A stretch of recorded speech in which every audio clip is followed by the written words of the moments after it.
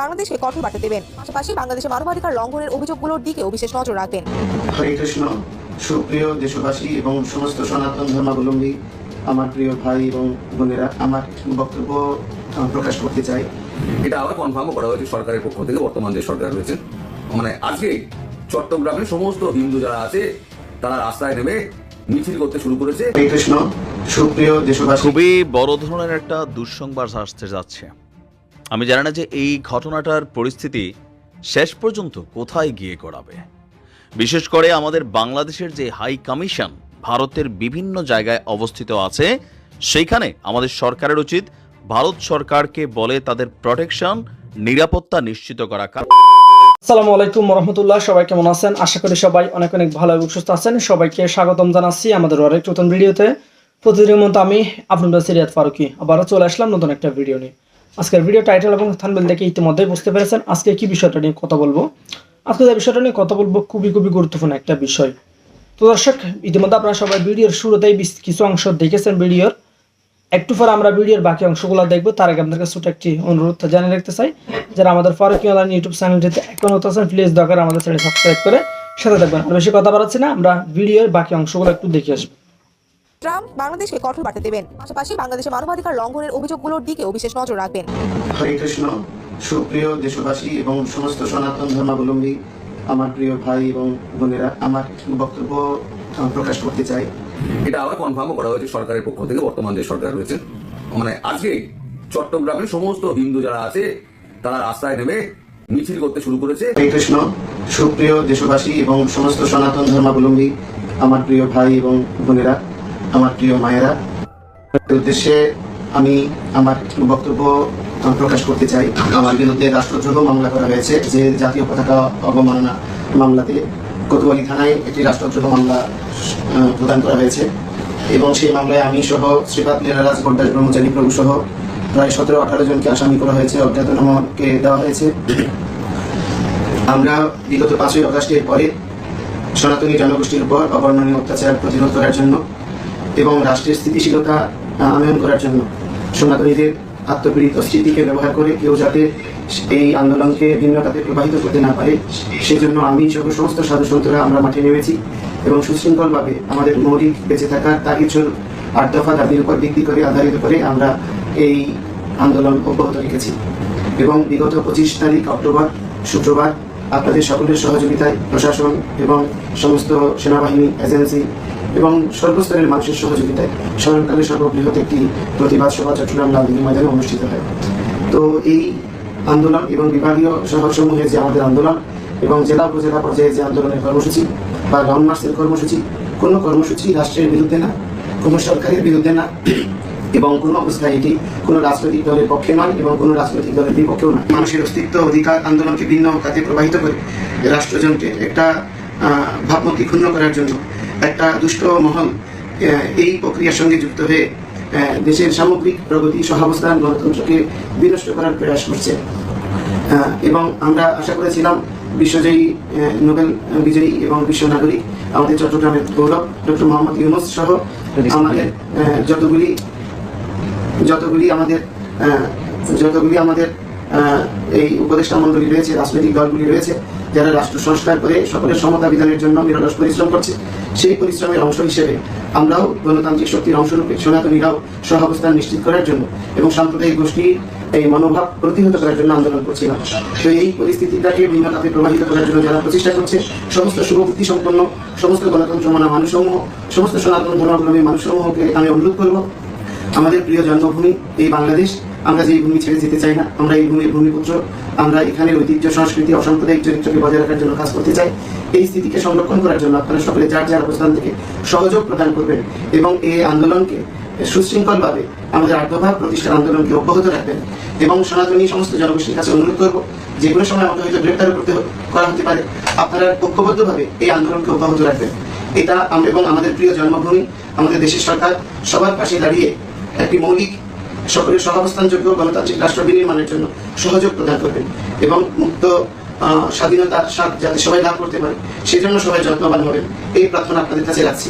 পরমেশ্বর যদি আমাকে সুস্থ শরীরে বাঁচিয়ে রাখেন, আবার আপনাদের সঙ্গে দেখা হবে, কিন্তু যদি নাও থাকি তাও আমার কোনো দুঃখ থাকবে না। আপনারা সকলে সম্মিলিতভাবে আমাদের সনাতনীদের ঐতিহ্য, সংস্কৃতি এবং বাংলাদেশের গণতান্ত্রিক ভাবধারাকে অব্যাহত রাখবেন এবং এই রাষ্ট্রকে ভালোবাসবেন। এই দেশের সুখ এবং ঐতিহ্য সারা পৃথিবীর মানুষের কাছে যাতে বরণীয় আদর্শনীয় হয়, তার জন্য যত্নবান হবেন। হরে কৃষ্ণ। শুভ। নমস্কার, আমি তরুণ ঘোষ। আজকে দুপুরবেলা ঢাকা বিমানবন্দর থেকে প্রভু চিন্ময় দাসকে ডিবি পুলিশ অ্যারেস্ট করেছে। এটা আবার কনফার্মও করা হয়েছে সরকারের পক্ষ থেকে, বর্তমান যে সরকার রয়েছে। তো এইটা প্রতিবাদ করার মানে স্বরূপ সাধারণভাবেই আজকে চট্টগ্রামে সমস্ত হিন্দু যারা আছে তারা রাস্তায় নেমে মিছিল করতে শুরু করেছে। এবার বাকি যে জায়গাগুলো আছে কাল সকালের থেকে আরম্ভ করে সব শুরু হয়ে যাবে, হই হই করে রাস্তায় নেমে পড়বে। ডক্টর ইউনূস, আপনি পচা শামুকে পাতও কাটলেনি। আর দ্বিতীয় হচ্ছে, এই যে আন্তর্জাতিক কূটনীতির যে জালটা আছে না, সেই জালে যে ফাঁদটা পাতা হয়েছিল, সেই ফাঁদে আপনি পাটা দিলেন। দর্শক, আপনারা জানেন বর্তমান সময়ে আন্দোলন সংগ্রামে জোরদারভাবে একটি ভূমিকা রাখছেন। খুবই বড় ধরনের একটা দুঃসংবাদ আসতে যাচ্ছে। আমি জানি না যে এই ঘটনাটার পরিস্থিতি শেষ পর্যন্ত কোথায় গিয়ে গড়াবে। বিশেষ করে আমাদের বাংলাদেশের যে হাই কমিশন ভারতের বিভিন্ন জায়গায় অবস্থিত আছে, সেইখানে আমাদের সরকারের উচিত ভারত সরকারকে বলে তাদের প্রোটেকশন, নিরাপত্তা নিশ্চিত করা। কারণ নানান ধরনের কর্মসূচির ডাক দিয়ে বসেছে ভারতের ক্ষমতাসীন রাজনৈতিক দল বিজেপি। দর্শক, আজকে বলেছিলাম আপনাদেরকে যে চিন্ময় কৃষ্ণের এই গ্রেপ্তারকে ভারত সরকার কিভাবে দেখছে, ভারতের জনগণ কিভাবে দেখছে। ভারতের জনগণ এবং ভারত সরকার তারা ভাবছে যে বাংলাদেশে এই ডক্টর মোহাম্মদ ইউনূসের সরকার মৌলবাদীদের কর্তৃক নিয়ন্ত্রিত হচ্ছে। আর এই মৌলবাদীদের কথায় চিন্ময় কৃষ্ণকে গ্রেপ্তার করেছে, হিন্দুদের উপর নির্যাতন চলছে। আর এইটার প্রতিবাদে আজকে ব্যাপক কর্মসূচির ঘোষণা দিয়েছে বিজেপির পশ্চিমবঙ্গের একজন নেতা, যার নাম হচ্ছে শুভেন্দু। আমি সকালে আপনাদেরকে বলেছিলাম যে শুভেন্দুর অভিযোগ বাংলাদেশে এই অন্তর্বর্তী সরকার হিন্দুদের উপর অত্যাচার করছে। এমনকি বাংলাদেশে হিন্দুদের অস্তিত্ব রক্ষার নেতা চিন্ময় কৃষ্ণ প্রভুকে ইউনূস সরকার গ্রেপ্তার করেছে। ইভেন যদি তাকে মুক্তি না দেওয়া হয় তাহলে ভারত কি কি কর্মসূচি হাতে নেবে। ভারত থেকে আপনার পশ্চিমবঙ্গ দিয়ে কোনো পরিষেবা বাংলাদেশে ঢুকতে দেবে না।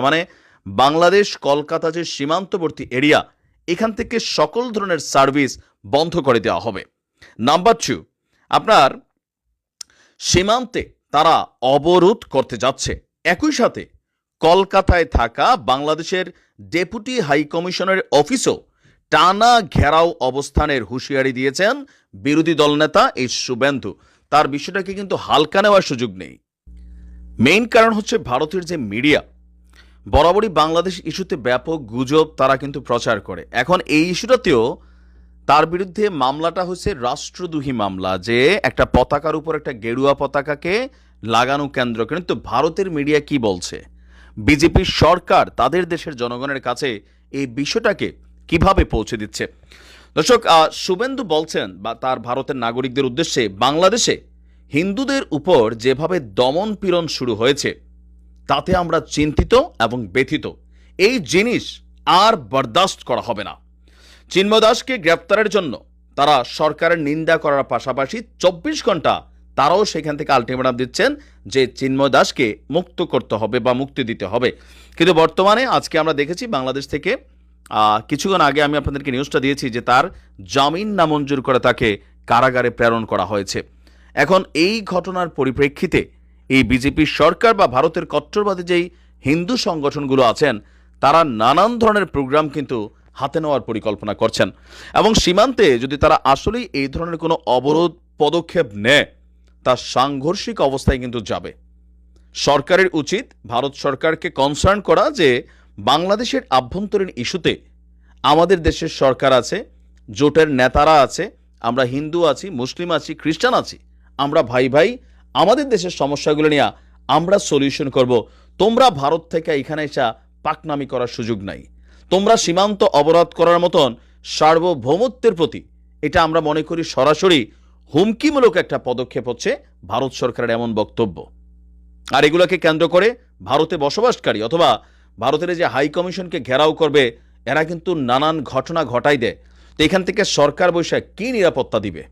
কারণ কিছু ইস্যু আছে যেটা কলকাতাতে বসবাসকারী, এই ইস্যুটাতে ধরেন কলকাতার যে ক্ষমতাসীন সরকার তৃণমূল কংগ্রেস আর বিজেপি, এখানে কিন্তু আলাদা ইস্যু হবে না, তারা একটা ইস্যু হবে, কারণ ধর্মীয় ইস্যু। পরিস্থিতি খারাপের দিকে যেতে পারে। সরকার এগুলাকে কিভাবে দেখছে কন্ট্রোল করার জন্য বা কি বলা যে পররাষ্ট্রমূলক নীতির মাধ্যমে এগুলাকে কিন্তু মেক শিওর করতে হবে। দেখা যাক এই চিন্ময় কৃষ্ণ কি কি ঘটনা ঘটায়, তার কারণে কি কি ঘটনা ঘটে, সময় বলে দিবে। ভালো থাকুন। বিসমিল্লাহির রহমানির রহিম। আমি জাফর সরকার, সাবেক সেনা সদস্য। প্রিয় দেশবাসী, আপনারা সকলে কেমন আছেন? বর্তমান দেশের যে পরিস্থিতি যাচ্ছে সেটা আসলে সহ্য করার মতো নয়। আমরা ভেবেছিলাম আওয়ামী লীগ সরকার অধপতনের পর বাংলাদেশে একটি সুন্দর শৃঙ্খল রাষ্ট্র পরিচালিত হবে এবং জনগণ শান্তিতে থাকতে পারবে। আজকে দেখলাম কিছুক্ষণ আগে চট্টগ্রামে একজন সাইফুল ইসলাম আলিফ নামে একজন আইনজীবীকে হিন্দুত্ববাদী ইসকন গ্রুপের কিছু সদস্যরা তাদেরকে কুপিয়ে এবং জবাই করে হত্যা করেছে। এটা আমি তীব্র নিন্দা প্রতিবাদ জানাচ্ছি। একটি 90% মুসলিম দেশে হিন্দুত্ববাদীর এই সন্ত্রাসী কর্মকাণ্ড দেশের মানুষ কি কখনো মেনে নেবে? আমি হিন্দুত্ববাদী যারা হিন্দুত্ব আছেন আমি তাদেরকে ছোট করছি না, কারণ দেশের সামাজিক এবং আপনার জাতীয়তাবাদের ভিত্তিতে সকল নাগরিকের অধিকার সমান বলে আমি বিবেচনা করি। আমার কাছে হিন্দু, মুসলিম, আওয়ামী লীগ, বিএনপি যেই হোক, মানে দেশের ন্যায় বিচারটা যেন মানুষ পায় সেভাবে আমরা কথা বলে থাকি। আজকে হিন্দুত্ববাদী যে ইসকন গ্রুপ, একটা সন্ত্রাসী গ্রুপ নামে বাংলাদেশের প্রতিটা মানুষই এখন জানে। একজন লয়ার আইনজীবীকে সরাসরি প্রকাশ্যে জবাই করে হত্যা করেছে চট্টগ্রামে সাইফুল ইসলাম আলিফ নামে একজন ব্যক্তিকে। তো ওই ইসকন গ্রুপের ব্যক্তিদেরকে দ্রুত আইনের আওতায় আনা হোক এবং তাদেরকে সাবধান করে দিচ্ছি, সুখে থাকলে যদি বুতে কিলায় বাংলাদেশে, তাহলে আপনারা এই কর্মকাণ্ড করতে থাকুন। পরে যদি আপনাদের উপর কোনো কেয়ামত শুরু হয়ে যায়, পরে কিন্তু আপনারা সামলাতে পারবেন না। পরে বলবেন না ভারত আমাদেরকে বাঁচাও, ভারতের সেনাবাহিনী বাংলাদেশে পাঠাও, ভারতের রয়ের একজন বাংলাদেশে পাঠাও। এই ধরনের চুদুরবুদুর কিন্তু বাংলাদেশে আর চলবে না। এখন থেকে সময় আছে, এখনও সময় আছে, ভালো হয়ে যান। ভারতের ইঙ্গিত নিয়ে বাংলাদেশে কোনো সন্ত্রাসী কর্মকাণ্ড যদি করা হয়, তাহলে ইসকন গ্রুপের নামের কোনো শিকড় বাংলাদেশে থাকবে না। কমেন্ট সেকশনে জানাতে পারবেন, আমাদের চ্যানেলে সাবস্ক্রাইব করবেন। এই বিষয়টা নিয়ে আপনার প্রতিক্রিয়া দ্রুত কমেন্টে জানিয়ে ফেলুন। দেখা হবে কোনো ভিডিওতে। ভালো থাকবেন, সুস্থ থাকবেন। আল্লাহ হাফেজ।